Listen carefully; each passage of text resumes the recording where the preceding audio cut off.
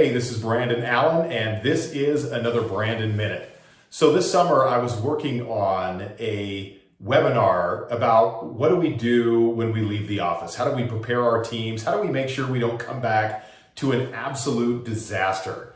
So in going through this process, I was thinking about what is a formula that we can really use to identify playing our game. And so playing our game is about playing with intention and really playing in a way that is aligned with our purpose. And most of the time, leaders end up playing a game that's someone else's game, and then they become a victim to the games that other people want them to play. And so when I put together this formula, it kind of goes like this. The first part is clarity. So being clear on what is your purpose, what is your mission, what are your values, how do we get clear on what is the game that we're actually trying to play?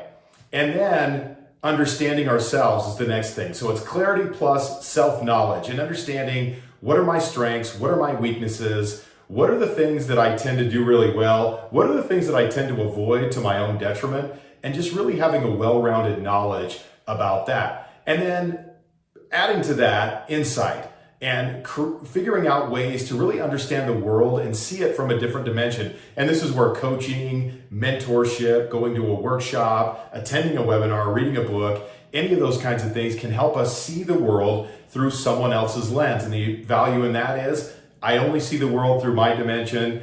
Being able to see the world through other people's eyes is really valuable because they're going to see what I don't see. Now, the last part of this is critical. So the first three things I think are, additions, right? Clarity plus self-knowledge plus insight. But then I say times intentional application. And the intentional application is so critical because what point is knowing all these things about ourselves if we don't actually put them into play?